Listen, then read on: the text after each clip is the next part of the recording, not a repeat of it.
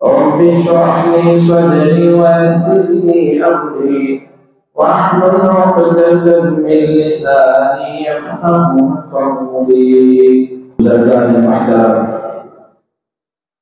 نوجوانان مکرم، عزیز دوستو،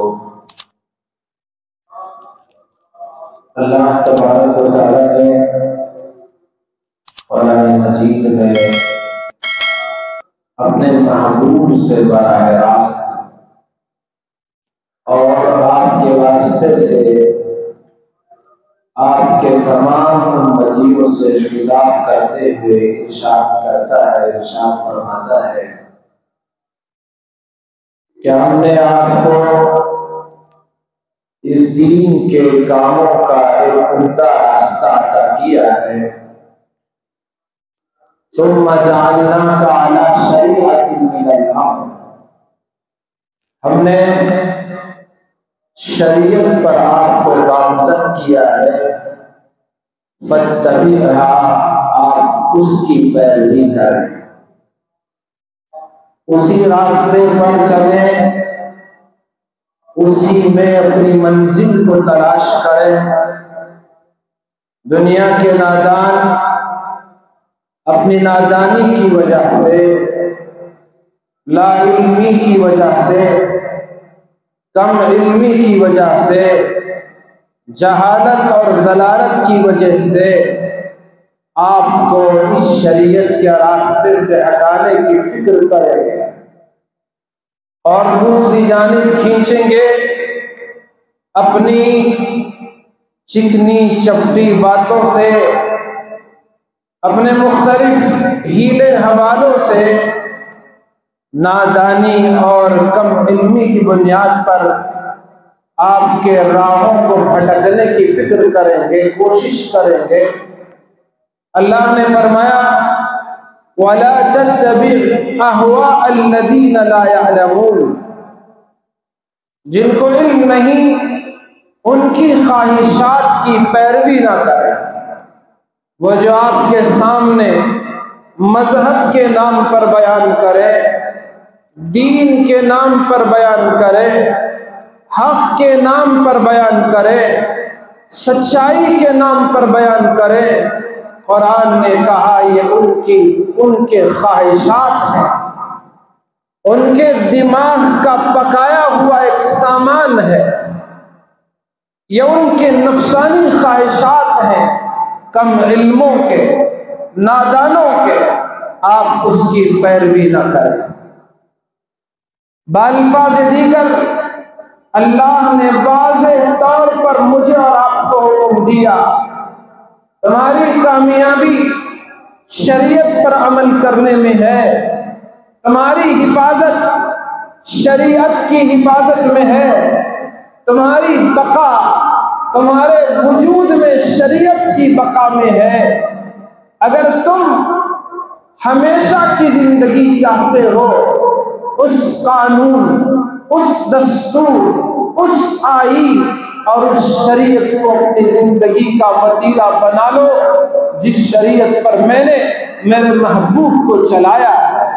ثم جعلناک علی شریعۃ من الامر فاتبعھا، تم اس کی اتباع کرو، تم اس کی پیروی کرو، اس راستے پر چلو. ولا تتبع اهواء الذین لا يعلمون، کیا خوبصورت میرے رب کا کلام ہے. اللہ نے کم علموں کے، نادان لوگوں کے، جو ان کے مذہب کے بارے میں وہ بتاتے ہیں، اللہ نے فرمایا یہ ان کے خیالات ہیں، ہوا ہے، ان کی خواہشات. تو اس طرح سے ہر ایک کو حکم ہے کہ شریعت پر عمل کرو، شریعت کی حفاظت کرو. ایک دوسری جگہ اللہ نے فرمایا شرع لکم من الدین ما وصى به نوحا والذی اوحینا الیک وما وصینا به ابراہیم وموسى وعیسى ان اقیموا الدین ولا تتفرقوا فیہ. اللہ نے خوبصورت طریقے سے بیان فرمایا، اللہ نے تمہارے لیے رائج کیا، جاری کیا دین کا وہ مبارک طریقہ جس کو اللہ پاک نے حضرت نوح کے لیے مضبوط حکم کے ساتھ دیا تھا، اور یہ وہی دین کا مبارک طریقہ ہے میرے معبود جس کو ہم نے آپ پر وحی کے ذریعے سے اتارا ہے۔ یہ وہی دین کا مضبوط راستہ اور طریقہ ہے جس پر ہم نے چلنے کے لیے حضرت ابراہیم کو حکم دیا تھا، حضرت موسیٰ کو حکم دیا تھا، حضرت عیسیٰ کو حکم دیا تھا۔ جلیل القدر انبیاء کے نام لے کر اللہ کو یہ بتانا چاہتے ہیں ہم نے جس طریقے کو اپنانے کا حکم تمام نبیوں کو دیا تھا، ہم اسی کو تمہارے لیے بطور دین کے رائج کیے ہیں۔ شرع لكم من الدين ما وصى به نوحا والذي أوحينا إليك وما وصينا به إبراهيم وموسى وعيسى أن أقيموا الدين ولا تتفرقوا فيه۔ ہم نے یہی حکم موسیٰ کو بھی دیا، عیسیٰ کو بھی جس راستے پر چلنے کا حکم دیا، سیدنا ابراہیم کو دیا، حضرت نوح کو دیا۔ میرے محبوب یہی وہ دین کا طریقہ ہے، یہی وہ مذہب و شریعت ہے جس کو ہم نے جبرائیل کے ذریعے سے آپ تک پہنچا دیا ہے۔ والذی اوحینا الیک، وہی ہے جو ہم نے آپ کے پاس پیغام بھیجا ہے، وہی دین، وہی طریقہ، وہی شریعت، وہی احکام الہی، وہی خدا کا قانون جس پر چلنے کی تاکید ہم نے تمام نبیوں کو دیا ہے۔ ان سب سے ایک ہی بات کہی، ان اقیموا الدین، کہ تم سب دین کو قائم رکھو،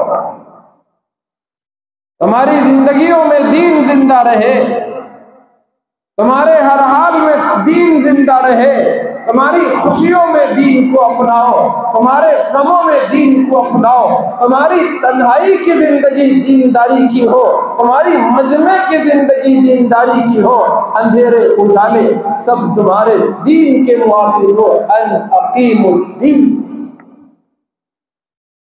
ولا تتفرقوا فیہ، اس میں افتراق پیدا نہ کرو، اس میں اختلاف پیدا نہ کرو، فرقہ واریت کو پیدا نہ کرو، الگ الگ گروہوں میں نہ بڑھ جاؤ، گروہ بازی نہ کرو۔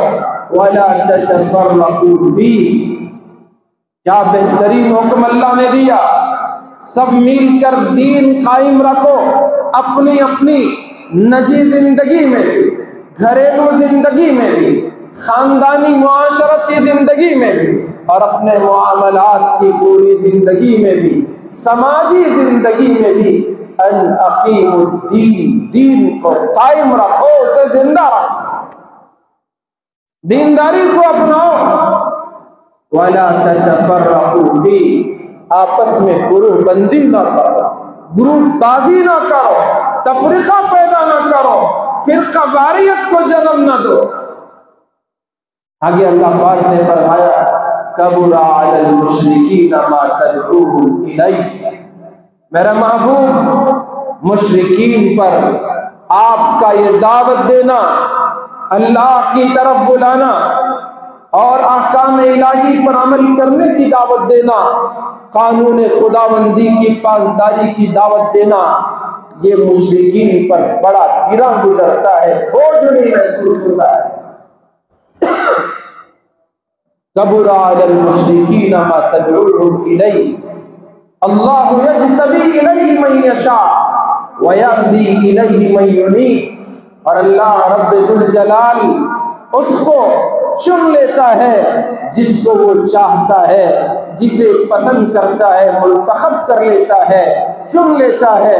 وَيَهْدِي إِلَيْهِ مَن يُنِيبُ، اور جو اس کی طرف رجوع کرتا ہے، جو اس کی طرف دوڑتا ہے، جو اللہ کی طرف چلتا ہے، اس کی طرف رجوع کرتا ہے، اللہ اس کو ہدایت سے نواز دیتا ہے۔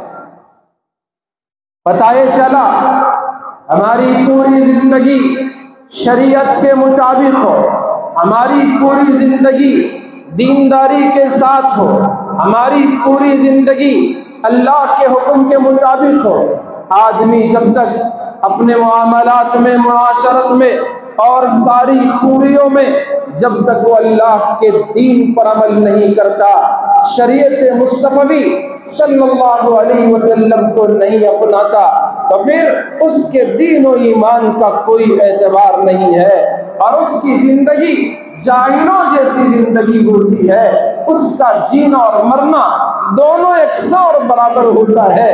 اس لیے اللہ پاک نے واضح طور پر فرمایا ان اقیموا الدین ولا تتفرقوا فیہ۔ رسول پاک صلی اللہ علیہ وسلم نے ارشاد فرمایا لا یؤمن احدکم، تم میں سے کوئی ایمان والا کہلانے کے قابل نہیں، حتی یکون ہواہ تبعا لما جئت بہ، جب تک کہ اس کے خواہشات، اس کی ہوا، اس کی خواہشات، اس کے جذبات، اس کے نفسانی جذبات میرے لائے ہوئے دین کے تابع نہ بن جائے۔ ہم نے جب تک اپنے خواہشات کو نہ مٹایا، مٹا دے اپنی ہستی گر کچھ مرتبہ چاہے، مٹا دے اپنی ہستی کو گر کچھ مرتبہ چاہے، کہ خانہ دانت میں مل کر گلے گلزار بنتا ہے۔ ہمارے خواہشات کو اللہ کے حکم کے تابع کر دیا جائے، ہماری نفسانی جذبات کو رسول اللہ کی سنت کے تابع کر دیا جائے، پھر سر بلندی، سر خروئی، عزتیں، رفعتیں، مقام بلند سب کچھ ہمارے لیے ہے، حکومتیں ہمارے لیے ہے۔ یہ دن رات اللہ نے میرے آپ کے لیے پیدا کیا ہے، یہ ہوائیں اللہ نے میرے آپ کے لیے پیدا کی ہیں، یہ پانی کا نظام قدرت نے ہمارے لیے چلایا ہے، یہ روشنی کس کے لیے؟ میرے آپ کے لیے ہے، اور یہ سب اللہ نے ہمارے لیے مسخر کر دیا۔ تب کہ ہم اللہ کے تابع ہو جائیں۔ دنیا تو دنیا اللہ بے ایمانوں کو بھی دے دیتے ہیں، لیکن اس نے دنیا سے جو بڑی بہت بڑی جنت بنائی ہے، اگر ہم اللہ کے ہو جائیں تو اللہ اس کو بھی ہمارے لیے بنا دیتا ہے۔ شرع لکم من الدین ما وصى به نوحا والذی اوحینا الیک، حضور نے فرمایا کہ وہ جب تک اپنے خواہشات کو میرے لائے ہوئے شریعت کے تابع نہ کر دے، اس وقت تک اس کا ایمان معتبر نہیں ہوتا۔ لا یؤمن احدکم، اور شریعت ہے کیا چیز؟ کہاں ملے گی وہ؟ دو چیزوں میں ہم کو پوری شریعت ملے گی۔ اللہ کے حبیب نے ارشاد فرمایا ترکت فیکم امرین، میں نے تمہارے درمیان دو چیزوں کو چھوڑ دیا ہے، دو چیزیں تمہارے حوالے کی ہیں، جب تک تم ان کو تھامے رہو گے لن تضلوا ما تمسکتم بہما، جب تک تم ان دونوں چیزوں کو مضبوطی سے تھام کر رکھو گے، ان پر عمل کرتے رہو گے، ان کو اپنی زندگی میں تم اسی کو اختیار کر کے چلو گے، ان کو مضبوطی سے پکڑو رہو گے، تو خدا کی قسم اللہ کے حبیب نے ارشاد فرمایا لن تضلوا، تم ہرگز گمراہ نہیں ہو سکتے، حکومتیں تمہیں گمراہ نہیں کر سکتی، تمہیں ڈرا نہیں سکتی، دنیا کا کوئی ظالم اور جابر تمہارا بال باقا نہیں کر سکتا، کوئی تمہارے راستے میں رکاوٹ پیدا نہیں کر سکتا، تمہارے راہ کی آڑ نہیں بن سکتا، کوئی تمہارے حوصلوں کو توڑ نہیں سکتا، کوئی تمہارے ارادوں میں تمہیں کمزور نہیں کر سکتا۔ لن تضلوا، تم ہرگز گمراہ نہیں ہو سکتے، ما تمسکتم بہما، جب تک تم ان دونوں چیزوں کو مضبوطی سے تھام کر رکھو۔ کیا ہیں وہ دو چیزیں؟ کتاب اللہ، ایک ہے اللہ کی کتاب ھدی للمتقین، جو جہاں والوں کی ہدایت کے لیے ہے، ھدی للناس، سارے جہاں کی ہدایت کے لیے ہے، انسانیت کی، ھدی للعالمین، تمام جہانوں کی ہدایت کے لیے ہے، ھدی للمتقین، پرہیزگاروں کو بھی راستہ بتاتی ہے، عام انسانوں کو بھی راستہ بتاتی ہے، اس میں آپ کے تمام زندگی کے روزمرہ کے تمام معاملات کا بیان ہے، آپ کو کہیں اور تلاش کرنے کی ضرورت نہیں، آپ قرآن اٹھاؤ پڑھو، نہ سمجھ میں آئے کسی عالم دین سے اپنا مسئلہ بیان کرو، آپ کو بتائیں گے کہ آپ کے مسئلے کا حل قرآن کے کون سے سورے میں ہے، کون سی سورت کی کون سی آیت میں اللہ نے تمہارے سوال کا جواب رکھ دیا ہے۔ یہ علم کا سمندر ہے جس کی گہرائی تک کوئی امتی آج تک نہیں پہنچ سکا ہے۔ ایسا علم کا یہ بحر زخار ہے کہ اس کے کناروں تک کوئی آج تک نہیں پہنچ پایا ہے۔ یہ ایسی اللہ کی کتاب ہے، اس کا صفحہ الٹتے جاؤ، ایک ایک صفحے کی تفسیروں میں کتب خانے بھرے پڑے ہیں۔ ایسی ایسی کتابیں علماء نے، مفسرین نے، بڑے بڑے علم کے ستونوں نے لکھ دیے، پھر بھی وہ اس کی گہرائی تک نہیں پہنچ سکے، اس کے وسیع و عریض علوم و فنون تک نہیں پہنچ پائے۔ یہ وہ اللہ کی کتاب ہے، یہ وہ اللہ کا عظیم ترین کلام ہے۔ کتاب اللہ، میرے محبوب نے فرمایا ان میں سے ایک اللہ کی کتاب ہے، اسے مضبوطی سے تھام کر رہو، اسے پکڑ کر چلو۔ ہماری زندگی میں قرآن میں تلاش کرو کہ تمہارے لیے کیا تمہارے رب نے حکم دیا ہے، اس کا کیا پیغام ہے، پھر تمہیں پوری دنیا کی طاقت گمراہ نہیں کر سکتی۔ اور آگے ارشاد فرمایا وَسُنَّةُ رَسُولِهِ، اور دوسری بات جو میں تمہارے درمیان چھوڑ کے جا رہا ہوں اللہ کے حبیب کی سنت ہے، رسول اللہ کی سنت ہے، آپ کا مبارک طریقہ ہے۔ خدا کی قسم، اللہ پاک نے ہمارا وجود اس نے بخشا، ہماری زندگی موت کا مالک وہ ہے، ذرے ذرے کا خالق بھی وہ ہے، مالک بھی وہ ہے، اسی نے ہم سب کو پیدا کیا ہے۔ اس نے اپنا قانون اتارا، قانون بیان کرنے کے لیے اپنے نمائندہ نبی آخر الزمان سرکار دو عالم صلی اللہ علیہ وسلم کو مبعوث فرمایا۔ پیدا کرنے والا ہی تو جانتا ہے کہ زندگی دی، تو زندگی کا طریقہ وہی جانتا ہے، تو اسی نے زندگی کا طریقہ قرآن کی شکل میں اس کی رہبری کے لیے اپنے محبوب کو بھیجا۔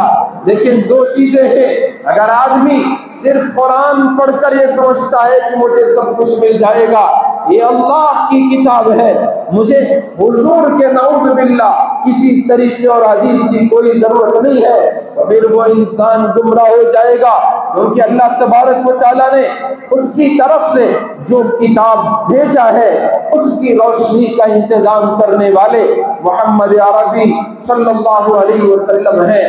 آنکھ دیکھتی ہے، کب دیکھتی ہے؟ جبکہ باہر روشنی ہو، اجالا ہو، نور ہو، کوئی یا تو سورج کی روشنی ہو یا کسی چراغ کی اور بلب کی روشنی ہو، تبھی تو آنکھ کا یہ نور، آنکھ کی یہ روشنی اس روشنی کے ساتھ مل کر چیزوں کا ادراک کرتی ہے، چیزوں کو دیکھ سکتی ہے۔ اگر باہر کی روشنی نہ ہو، صرف آنکھ کے اندر کی روشنی ہو، اور پھر آنکھ رہتے ہوئے بھی آدمی چیزوں کو نہیں دیکھ سکتا، وہ چیزوں کا ادراک نہیں کر سکتا، اسے چیزیں اشیاء نظر نہیں آ سکتی۔ اسی طرح قرآن سراپا نور ہے اور روشنی کی کتاب ہے، لیکن جب تک اسے رسول اکرم صلی اللہ علیہ وسلم کی سنتوں کی روشنی نہ ملے تو پھر ہدایت نظر نہیں آتی، ہمیں راستہ سمجھ میں نہیں آتا۔ یہ اللہ کا نظام ہے، یہ میرے رب کا نظام اور آئین ہے۔ اس نے کتاب بھی دیا، اور باہر کی روشنی کے طور پر یہ اللہ کی کتاب جیسے ہمارے آنکھوں کی خود کے اندر کی روشنی ہے، اور باہر جو روشنی ہے یہ رسول اللہ کی سنتوں کی روشنی ہے۔ یہ دو روشنیاں ملے، زندگی کا اصول سمجھ میں آ جائے گا، ورنہ انسان گمراہ ہو جائے گا۔ اسی لیے حضور نے فرمایا لَن تَضِلُّوا مَا تَمَسَّكْتُمْ بِهِمَا، جب تک ان دو چیزوں کو تم تھام کر رہو گے دنیا کی کوئی طاقت تمہیں گمراہ نہیں کر سکتی۔ لَن تَضِلُّوا مَا تَمَسَّكْتُمْ بِهِمَا، کتاب اللہ و سنت رسولی۔ افسوس آج مسلمان اللہ کی کتاب سے بھی دور ہے، آج اپنے محبوب کی سنت سے بھی دور ہے۔ اسی کو تو ہم شریعت کہتے ہیں، احکام خداوندی، منہیات الہی، یہی تو شریعت ہے۔ آج مسلم پرسنل لا بورڈ کی جانب سے آواز لگائی جا رہی ہے کہ شریعت کے تحفظ پر مسلمان آگے بڑھے، ہماری شریعت کی حفاظت ہم خود کر سکتے ہیں، اس کی حفاظت مسلمان اپنے عمل سے کرتا ہے، شریعت کی حفاظت مسلمان اپنے کردار سے کرتا ہے۔ آج ہم غیروں پر اعتراض تو کرتے ہیں کہ ہماری شریعت میں مداخلت کی ناپاک سازش ہو رہی ہے، ہاں ان کی طرف سے بھی سازش ہو رہی ہے، ناپاک اور ناکام کوششیں کی جا رہی ہیں، لیکن اللہ اس دین کا محافظ ہے، اللہ اس نور کا محافظ ہے۔ اس نے ببانگ دہل قرآن میں اعلان کیا، واللہ متم نورہ، ساری دنیا کا کفر اکٹھا ہو جائے، اس کے نور کو بجھانا چاہے، لیکن یہ اللہ کا نور ہے، وہ اپنے نور کو مکمل کر کے رہے گا، اس کو کی تکمیل کا انتظام کرتا رہے گا۔ وہ خداوند قدوس، وہ احکم الحاکمین کی حکمت اور اس کی قدرت ہر زمانے میں کمزوروں سے بھی وہ کام لیتا رہا، کمزور ان کے کھڑے ہوئے طاقتوروں پر غالب آ گئے۔ کم من فئۃ قلیلۃ غلبت فئۃ کثیرۃ باذن اللہ، اللہ کا حکم ہوتا ہے چھوٹی سی مٹھی بھر جماعت جو کمزور سمجھے جاتے تھے، جن کے پاس دنیاوی اعتبار سے نہ طاقت تھی نہ ہتھیار تھے، بڑی بڑی جماعتوں پر، بڑے بڑے لشکروں پر اللہ پاک نے ان کو غالب کر کے رکھ دیا، کیونکہ اس نے کہا واللہ متم نورہ، کیونکہ اسے اپنے نور کی تکمیل کرنا ہے، اپنے دین کو سارے جہاں اقوام پر اسے ظاہر کرنا ہے، یظہرہ، تاکہ وہ تمام جہانوں پر، تمام انسانوں پر اپنے دین کو اسے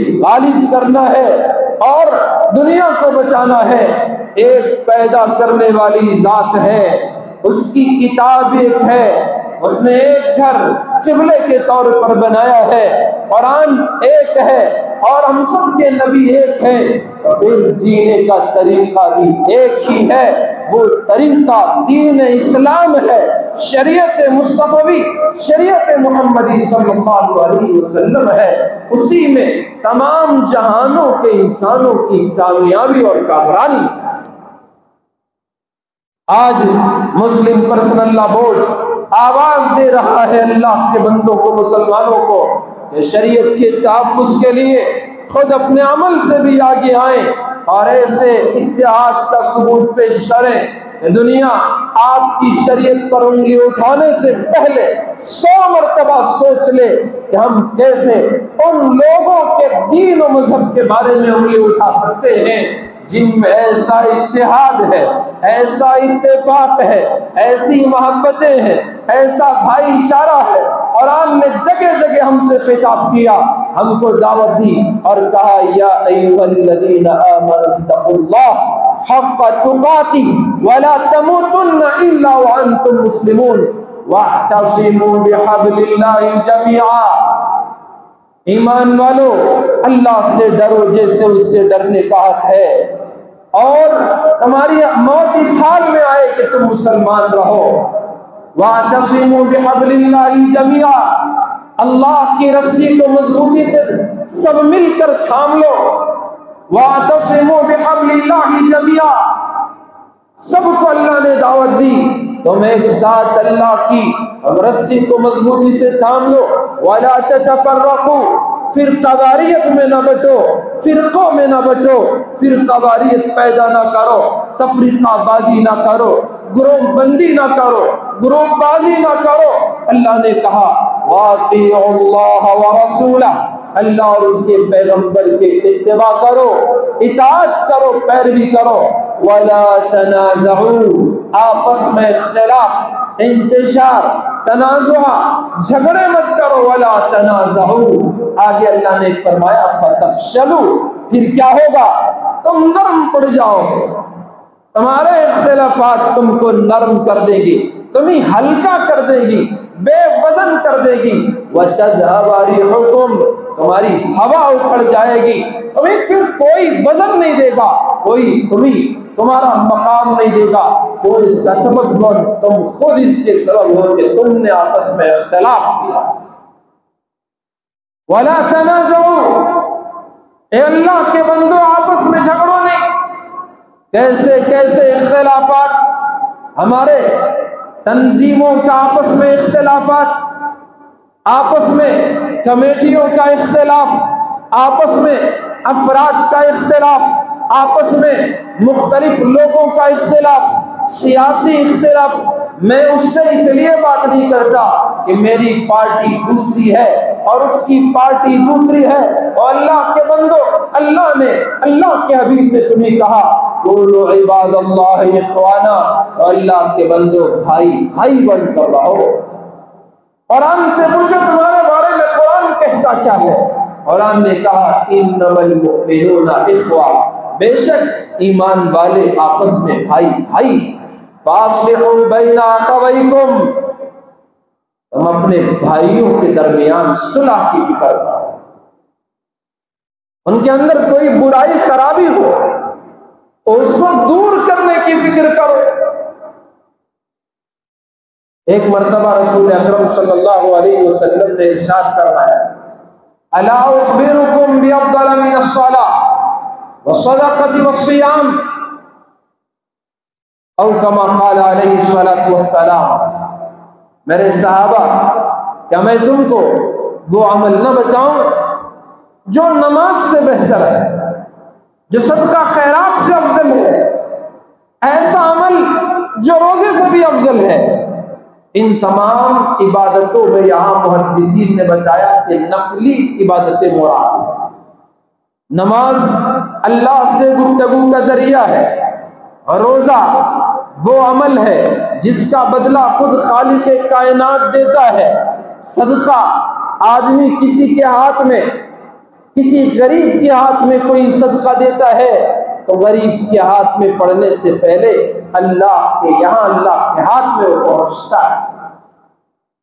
ایسی افضل ترین یہ عبادتیں، کار خیر اور ثواب کے یہ کام، حضور نے فرمایا اس سے بھی افضل چیز کیا میں تم کو نہ بتاؤں؟ صحابہ کرام کو تو ہمیشہ حضور علیہ السلام کے ایک ایک حکم پر عمل کرنے کا شوق ہوتا تھا۔ آپ کے اشارے پر اپنی جانوں کو قربان کر دینے والے تھے۔ صحابہ کرام رضوان اللہ علیہ اجمعین نے عرض کیا بلا یا رسول اللہ، کیوں نہیں، ضرور ارشاد فرمائیں۔ پھر آپ نے ارشاد فرمایا اصلاح ذات البین، وہ نماز سے افضل کام، وہ روزے سے افضل کام، صدقہ خیرات سے افضل کام وہ یہ کہ آپس میں صلح کرا دینا، کسی میں کچھ انبن ہو جائے ان کو ملا دینا، ان کو درست کرا دینا، صلح صفائی کا کام کرنا۔ اصلاح ذات البین، یہ صلح صفائی اللہ کو اتنا پسند ہے کہ اللہ تبارک و تعالی نماز سے بڑھ کر، روزے سے بڑھ کر، صدقہ خیرات سے بڑھ کر اللہ پاک اس عمل کو پسند فرماتا ہے۔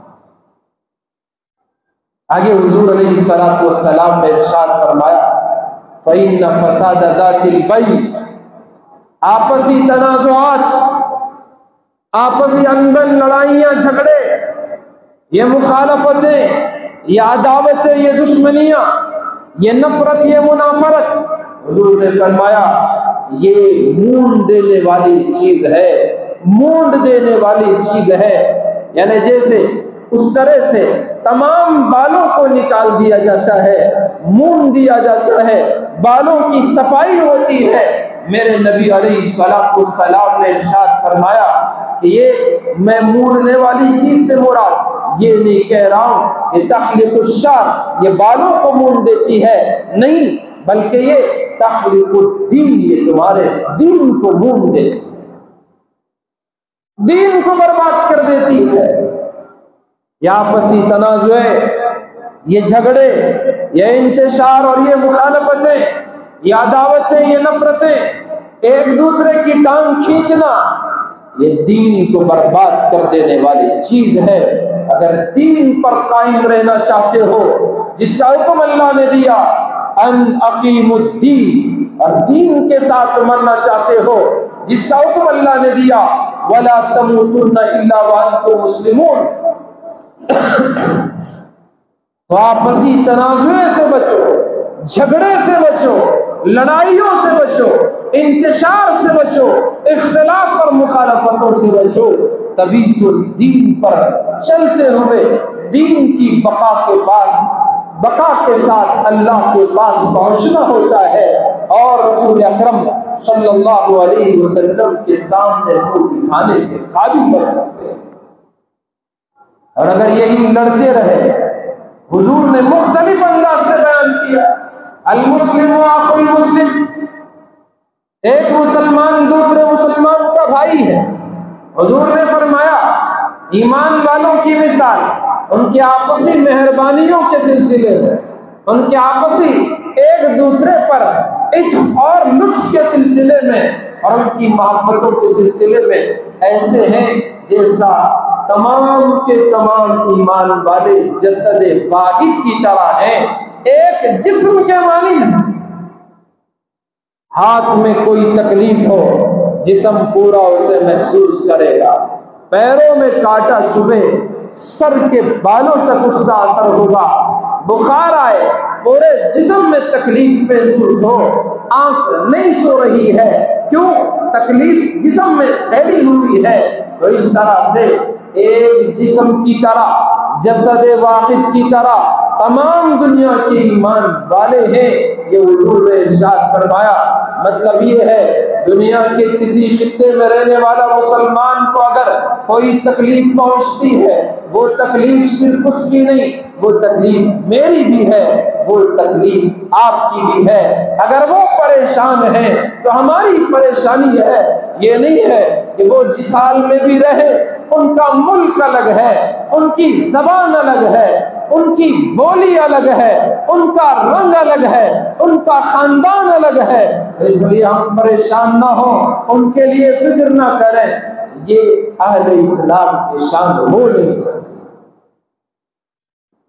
حضور علیہ الصلوۃ والسلام نے ارشاد فرمایا المؤمن للمؤمن کالبنیان، ایک مومن دوسرے ایمان والے کے لیے وہ عمارت کی طرح سے ہے، جس طرح سے عمارت کا ایک حصہ دوسرے حصے کو مضبوطی دیتی ہے، طاقت پہنچاتی ہے، پائے سے دیوار کو طاقت ہے، دیوار سے چھت کو طاقت ہے، یہ ستون ایک دوسرے سے اندر سے ملے ہوئے، ایک اینٹ دوسرے اینٹ سے جڑی ہوئی، تو عمارت جس طرح سے ایک حصہ دوسرے حصے کو طاقت بخشتی ہے، حضور نے فرمایا ایمان والوں کی بھی مثال ایسی ہے، ایک مومن دوسرے مومن کے لیے عمارت کی طرح سے ہے، یعنی ایک دوسرے سے جڑا ہوا، ایک دوسرے کی طاقت ہے۔ اگر اختلاف ہو جاؤ گے، مختلف ہو جاؤ گے، مخالف ہو جاؤ گے، تو پھر یہ طاقت ختم ہو جائے گی۔ ایک ہو جائیں تو بن سکتے ہیں خورشید مبین، ورنہ ان بکھرے ہوئے تاروں سے کیا بات ہے۔ کونوا عباد اللہ اخوانا، اللہ کے بندو بھائی اللہ نے ہمیں آدم حوا سے پیدا کیا، تمہارے ماں باپ ایک ہیں، تمہاری کتاب ایک ہے، تمہارے نبی ایک ہیں، تمہارا قبلہ ایک ہے، تمہارا پیدا کرنے والا خدا ایک ہے، پھر کیوں ہم مسلمان بٹے ہوئے ہیں، آپس میں ایک دوسرے سے نفرت کر رہے ہیں؟ مسلم پرسنل لا بورڈ یہی چاہتا ہے، امت کے تمام مسلکوں کا متحدہ پلیٹ فارم ہے، سب اس میں شامل ہیں، سنی بھی ہیں، شیعہ بھی ہیں، دیوبندی بھی ہیں، بریلوی بھی ہیں، اہل حدیث بھی ہیں، سب کی ایک ہی آواز ہے کہ یہ ہمارے ملی مسائل میں، اجتماعی مسائل میں ہم سب کی آواز ایک ہے، اور انہوں نے پہلے بھی متحدہ طور پر یہ آواز اٹھائی، اللہ نے ان کے اتحاد و اتفاق سے وقت کی حکومتوں کو فیصلہ بدلنے پر مجبور کر دیا۔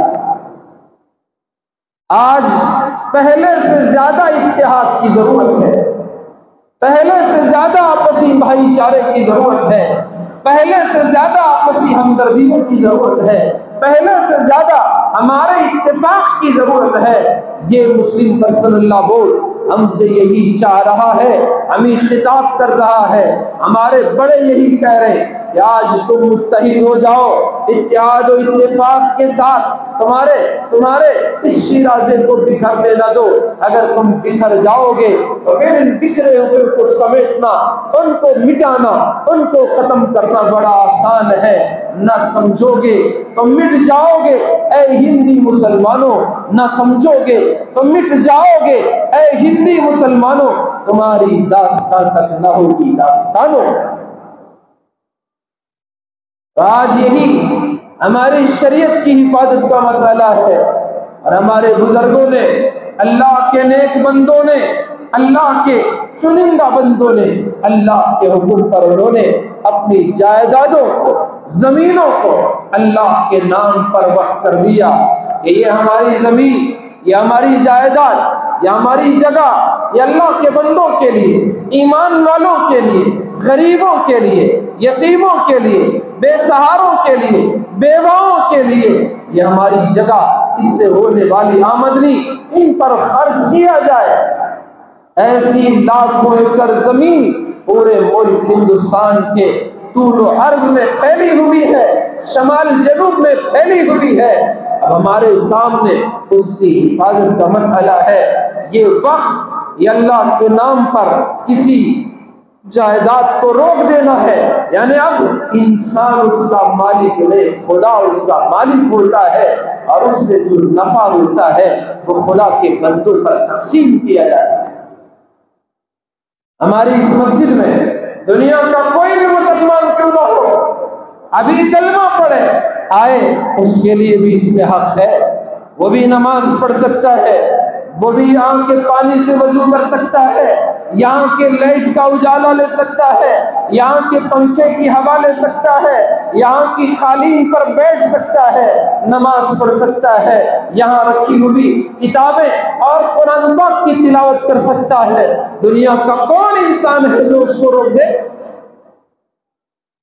یہی تو وقف ہے کہ اللہ کے نام پر اس کو دے دیا جائے۔ اب اس میں تمام مسلمانوں کا حق ہے، لیکن اس مسجد کا نہ میں مالک ہوں، نہ آپ مالک ہیں، نہ متولی مالک ہے، نہ سیکریٹری مالک ہے، نہ کیشر مالک ہے۔ مالک کون؟ میرا آپ کا خدا مالک ہے۔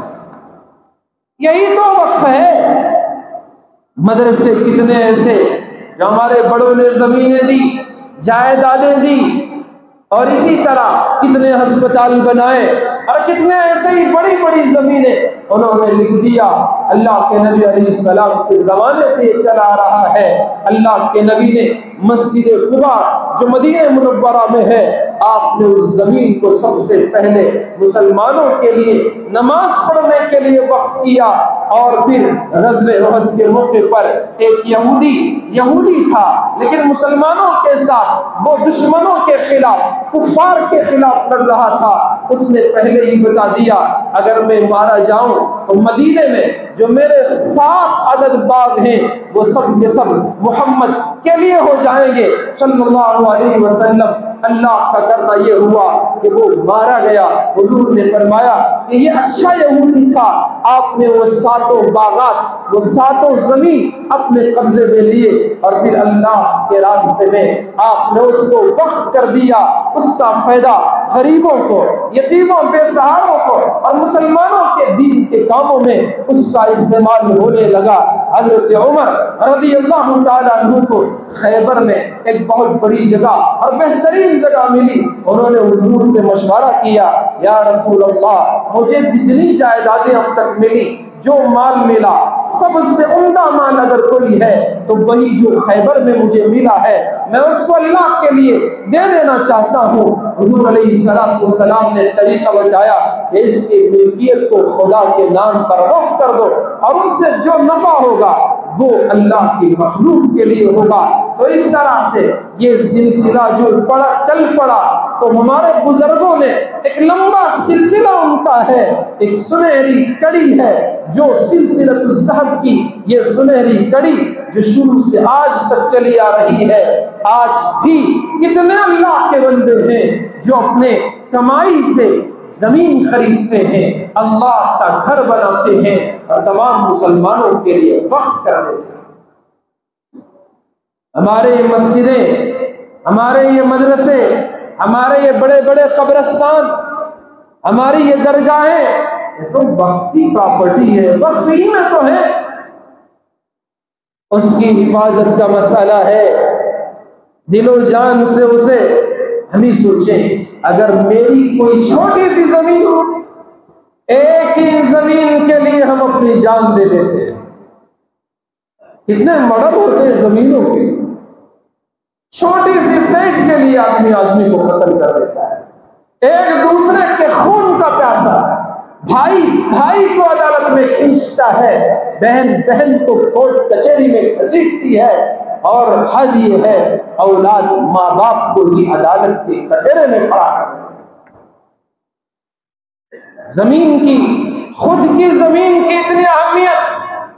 ارے اللہ کے بندو، جن بزرگوں نے، جن نیک لوگوں نے اپنی کمائی کا حصہ تمہارے لیے دیا، تمہارے فائدے کے لیے دیا، تمہارے غریبوں کے فائدے کے لیے دیا، یتیموں بیوہ بے سہارا لوگوں کے فائدے اور نفع کے لیے دیا، تمہیں اس کی کوئی حیثیت اہمیت نظر نہیں آتی؟ کوئی بھی قبضہ چھوڑے کیا ہوا، جانے دو اسے، کوئی پرواہ نہیں۔ ہم سب کی ذمہ داری ہے کہ ہم کو اس کی حفاظت کرنا ہے، اور ساتھ ہی ساتھ آج کے ماحول میں، آج کے ان حالات میں حکومت بھی وقف کی جائیدادوں پر نظر جمائے ہوئے ہے۔ جو وقف ایکٹ تھا، مسلمانوں کی جائیداد کے تحفظ کا جو قانون بنا تھا، اس میں اب تبدیلیاں لا کر کسی طرح سے اس قانون کو کمزور کر کے حکومت ہمارے بزرگوں کی زمینوں کو یا تو ہڑپنا چاہتی ہے یا دوسروں کو بھی تقسیم کر دینا چاہتی ہے۔ اس کا منشا وہ خدا بہتر جانے، تو جس طرح سے بھی ہو، لیکن جو قوانین کے دفعات نئی پیش کردہ جو 8 اگست کو انہوں نے پارلیمنٹ میں پیش کیا تھا، اس میں جو نئی تجاویز ہیں وہ تقریباً ایسی ہیں جو وقف کے قانون کو ہلکا کر دینے والی۔ تو اس لیے مسلمانوں، آج مسلم پرسنل لا بورڈ کے ذریعے ہر مسلک کے بڑے بڑے علماء ہم سے یہ خطاب کر رہے ہیں کہ تمہاری شریعت کی حفاظت تمہیں خود کرنا ہے۔ جب خود تم عمل کرو گے تو پھر کوئی تمہاری شریعت میں مداخلت نہیں کر سکتا۔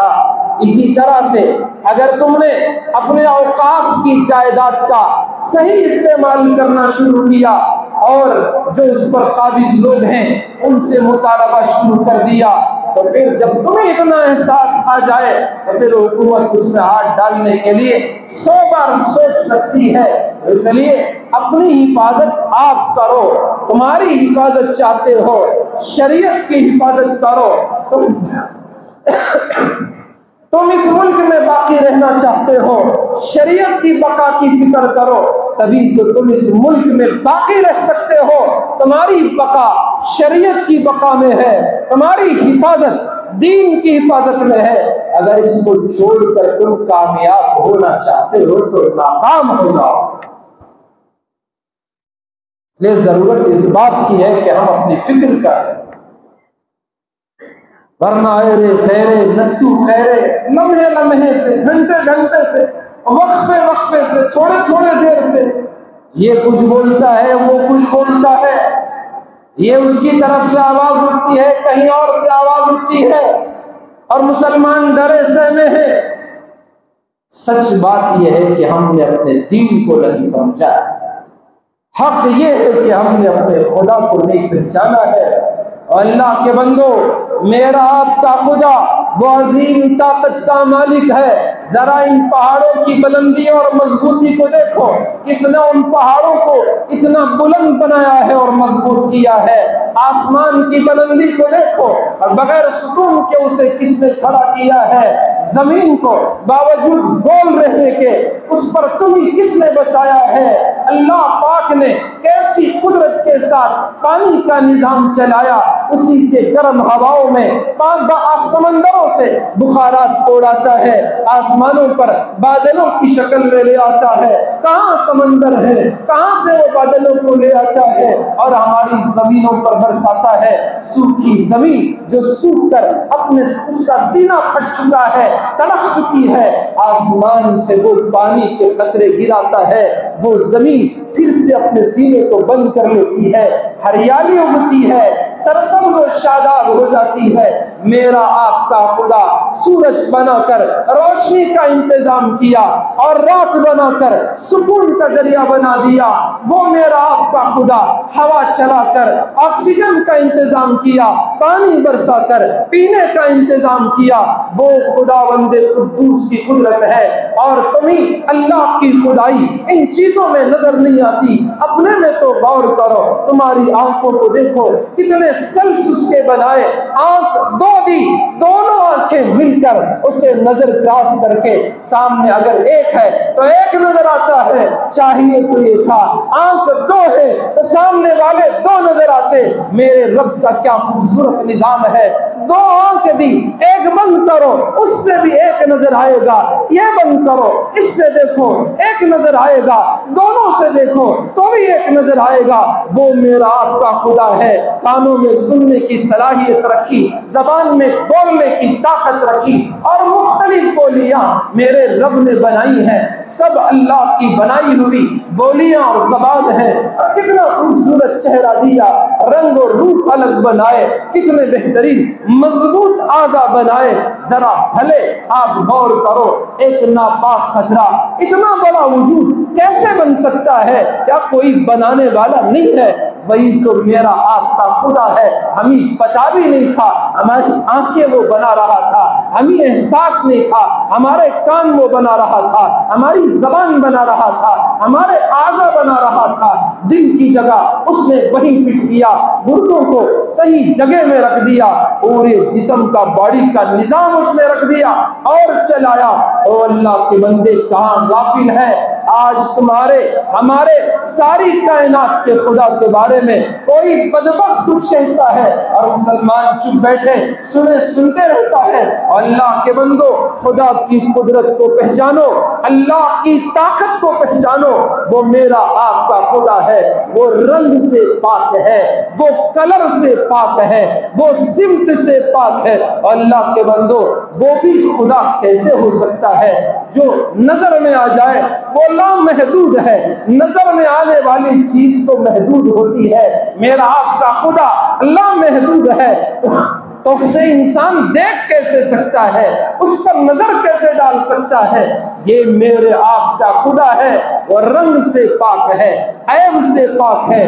قل هو اللہ احد، پیغمبر آپ فرما دیں وہ یعنی اللہ ایک ہے، اللہ الصمد، اسے کسی کی ضرورت نہیں، لم یلد، اس کی کوئی اولاد نہیں، ولم یولد، اور اس کے کوئی ماں باپ نہیں، ولم یکن لہ کفوا احد، اس جیسا ہے ہی نہیں، کوئی اس کے ہم پلہ نہیں، لیس کمثلہ شیء، اس جیسی کوئی چیز نہیں۔ جب نہیں تو آدمی دکھا کیسے سکتا ہے؟ تو اس کا رنگ کیا ہے، اس کا کیسا، آدمی کیسے بتا سکتا ہے؟